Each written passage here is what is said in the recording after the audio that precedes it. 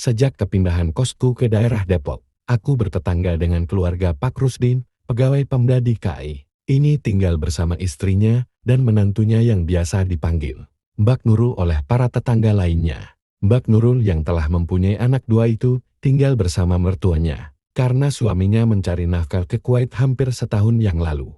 Usia Mbak Nurul aku taksir sekitar 30 tahunan, atau tepatnya 31 tahun. Ketika aku tak sengaja mendengar salah seorang ibu tetangga menanyakan usia menantu Pak Rusdi ini. Satu hal yang menarik dari menantu Pak Rusdi ini adalah pakaian yang dikenakannya sehari-hari. Ibu muda ini selalu berpakaian menutup rapat sekujurnya, kecuali wajahnya dan telapak tangannya. Ibu muda beranak dua ini selalu kulihat memakai jilbab yang lebar dan pakaian yang panjang longgar hingga mata kaki. Bahkan sepasang kakinya selalu kulihat memakai kaos kaki kadangkala berwarna krem atau putih. Sebenarnya aku tidak terlalu memperdulikan menantu Pak Rusdi yang kelihatan alim itu. Namun, kalau aku berangkat kuliah, aku sering ketemu Mbak Nurul pulang dari belanja di pasar. Setiap kali bertemu, Mbak Nurul selalu menyapaku ramah dan melempar senyum manisnya yang membuat aku menyadari Mbak Nurul mempunyai paras wajah yang cantik. Wajah wanita tetanggaku yang selalu terbalut jilbab lebar ini mirip sekali dengan aktris Marissa Haque. 1,5 bulan sudah aku kos di Depok, dan kadangkala aku berpikiran tentang Mbak Nurul yang cantik itu. Apakah Mbak Nurul tidak merasa kesepian ditinggal begitu lama oleh suaminya? Namun melihat Mbak Nurul yang alim itu, aku nggak berani berpikir yang tidak-tidak kepada wanita ini. Keindahan yang tersembunyi gumamku kalau mengingat Mbak Nurul yang berwajah mirip aktris Marissa Haque. Namun posturnya selalu tersembunyi oleh pakaian dan jilbab panjangnya yang rapat. Postur Mbak Nurul pun kulihat cukup tinggi untuk ukuran wanita. Aku pernah melihat ibu muda ini sama tinggi dengan Pak Rusdi ketika dia berjalan bersama Pak Rusdi. Dan aku tahu tinggi mertua Mbak Nurul ini 165 cm. Berarti tinggi Mbak Nurul juga 165 cm. Senja itu aku baru pulang dari praktikum kimia. Hari sudah mulai gelap, termasuk daerah di sekitar kosku. Waktu aku lewat di samping rumah Pak Rusdi, aku melewati salah satu jendela di rumah Pak Rusdi yang memang sedang diperbaiki.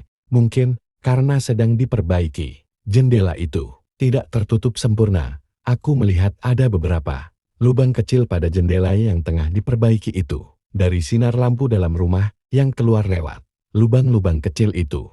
Melihat lubang-lubang kecil itu, timbul rasa isengku untuk melihat ke dalam. Dengan hati-hati aku segera menempelkan mataku pada lubang kecil tersebut. Beberapa saat kemudian, aku menemukan lubang yang cukup besar untuk melihat. Ternyata jendela tersebut adalah jendela sebuah kamar. Entah kamar siapa, beberapa saat aku melihat melalui lubang tersebut. Namun keadaan kamar yang terang benderang itu terlihat sepi.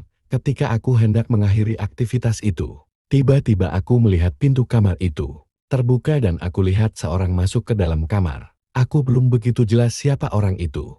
Namun setelah orang itu sampai ke tempat yang lebih terang, aku baru melihat ternyata orang tersebut adalah seorang wanita muda. Agaknya wanita itu baru selesai mandi. Ketika aku melihat rambut panjang ikalnya yang basah serta handuk yang melilitnya, sesaat aku heran karena aku tak mengenal dan tak pernah melihat perempuan berkulit putih ini sebelumnya. Namun sekejap kemudian darahku terkesiap ketika aku mengamati wajah perempuan ini lebih seksama. Mbak Nurul, desisku tertahan. Wajah cantik Mbak Nurul yang mirip Marissa Haque teramat mudah dikenali. Diriku sesaat menggigil menyadari perempuan yang tengah lihat ini adalah Mbak Nurul yang alim berjilbab itu. Aku tak pernah melihat posturnya kecuali hanya wajahnya yang terbalut jilbab lebar serta telapak tangannya yang putih terlihat halus. Namun saat ini perempuan berjilbab itu aku lihat hanya berlilitkan handuk. Mendadak timbul keinginanku untuk melihat Mbak Nurul yang agaknya hendak setelan setelah dia mandi. Dengan berdebar-debar aku berusaha lebih jelas melihat melalui lubang kecil tersebut. Namun aku harus kecewa karena dari lubang itu aku hanya mampu melihat postur Mbak Nurul sampai dari kepala sampai ke pinggangnya, karena pandangan dari sebagian lubang itu memang tertutup sebuah lemari buku. Walaupun hanya sebagian itu Mbak Nurul yang terlihat. Posturku sudah menggigil menahan semua ini. Mataku membuka lebar-lebar ketika aku lihat Mbak Nurul melepas yang melilitnya. Aku yakin postur menantu Pak Rusdi saat ini polos. Sayangnya aku hanya mampu melihat dari kepalanya hingga ke pinggangnya. Aku menelan ludah berkali-kali melihat keindahan itu. Mbak Nurul yang terlihat lewat lubang itu, mataku lekat menatap ibu muda ini yang terlihat cantik. Lantas mataku menyusuri ke bawah hingga kulihat sepasang melon Mbak Nurul yang polos. Nafasku mulai terengah dan anu pun mulai bagun ketika mataku lekat di melon Mbak Nurul. Nafasku terengah-engah melihat Mbak Nurul. Aku mengakhiri keasikanku ketika Mbak Nurul telah siap. Sebuah jubah panjang berbunga-bunga. Akhirnya, aku kembali ke tempat kosku yang terletak di samping rumah Pak Rusdi dengan keadaanku memuncak. Rasa seganku kepada Mbak Nurul yang berjilbab itu berganti rasa yang membakar ketika aku di kamar. Aku senam mandiri sembari membayangkan melon-melon itu. Sampai akhirnya aku mencapai puncak keindahan itu. Sejak saat itu, rasa seganku kepada wanita berjilbab ini lenyap. Justru aku selalu membayangkan dirinya, Mbak Nurul senamku. Setiap kali aku ketemu Mbak Nurul dalam jilbab lebar dan jubah panjangnya, mataku lekat menatap sekujur posturnya. Sementara benakku membayangkan dirinya di balik semua itu.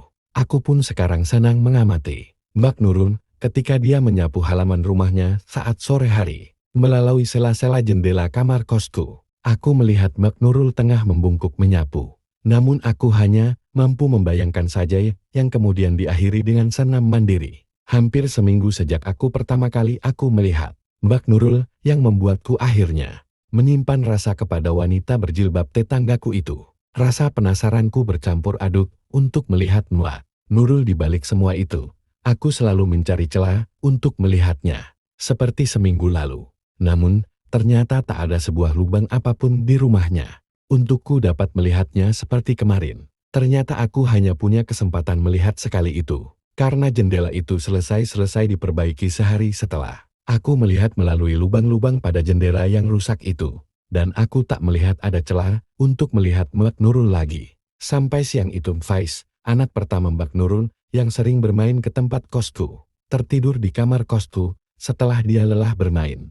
Aku biarkan bocah laki-laki yang baru berusia 4 tahun ini lelap dalam tidurnya. Sementara aku mengutak-atik komputer yang kebetulan rusak di kamarku. Setelah mengutak-atik komputerku beberapa saat, aku harus membeli beberapa kabel baru. Ketika aku melangkah ke arah pintu berniat membeli kabel-kabel itu, aku mendengar ketukan dan suara salam seorang wanita di pintu.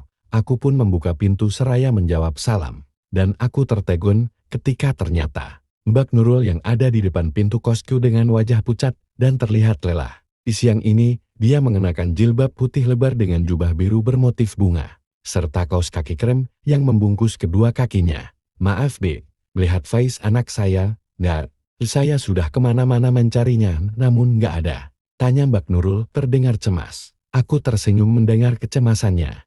Ada kok Mbak, lagi tidur di kamar saya. Mbak Nurul menarik nafas dalam-dalam. Syukurlah. Biar saya ambil sekarang. Terserah, Mbak Nurul.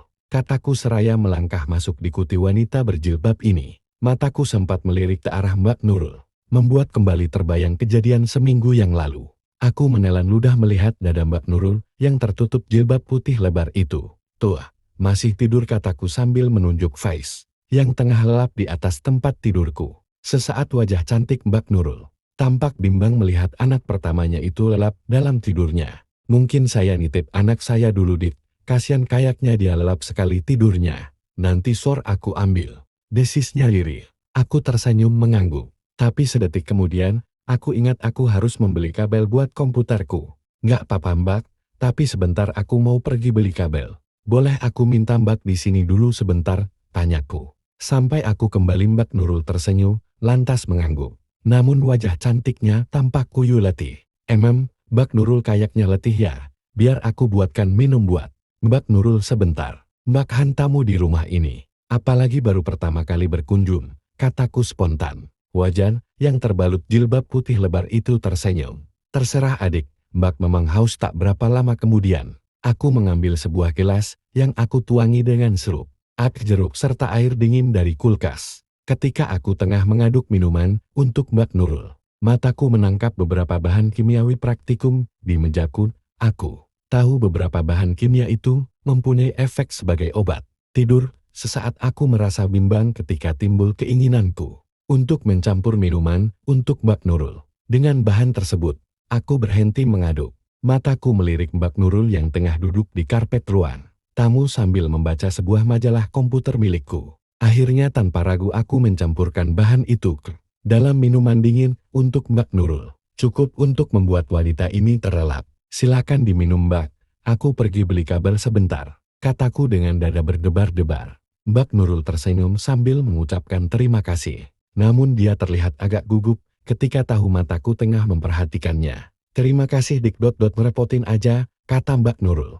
Sembari membenahi ujung jubahnya, tertarik ke atas dengan sedikit tergesa, sehingga betis itu kembali tertutup. Aku tersenyum penuh arti ketika tangan Mbak Nurul membenahi ujung jubahnya dengan sedikit gugup dan wajah yang bersemu merah. Beberapa saat kemudian Honda GL ku meluncur meninggalkan tempat kosku. Tak sampai 15 menit. Kemudian aku pun kembali, jantungku berdegup kencang ketika aku memarkirkan sepeda motorku di teras. Lantas aku membuka pintu dengan tergesa-gesa, aku nyaris terlonjak. Dengan jantung berdegup kian kencang ketika mataku menatap ke ruang tamu kosku yang hanya berlapis karpet biru itu. Mataku melihat Mbak Nurul ternyata telah tergeletak pulas di atas karpet ruang tamu. Ternyata bahan itu bekerja baik, kataku, sambil mendekati Mbak Nurul yang tergeletak pulas. Sementara gelas minuman yang kuberikan untuknya terlihat kosong, tanpa setitik air di dalamnya. Aku tersenyum, memandang wanita berjilbab, tetanggaku yang terlihat pulas tidur di atas karpet ruang tamu kostum. Dengan jantung berdegup kian kencang aku menghampiri Mbak Nurul. Lantas berlutut di sampingnya, mataku menatap wajah Mbak Nurul yang mirip artis Marisa. Hakwe ini, wajah cantik berbalut jilbab putih lebar itu, kian terlihat cantik saat tertidur membuatku kacau. Kemudian mataku menatap melon, yang naik turun dengan teratur seiring nafasnya. Aku merasa bermimpi ketika tanganku dengan sedikit gemetar memetik melon. Aku mulai berjalan sedikit demi sedikit. Hingga di pertengahan jalan aku menatap wajah Mbak Nurul yang masih terbalut jilbab putihnya itu. Namun aku lihat wajahnya masih lelap dalam tidurnya, hanya mulai bersuara sedikit.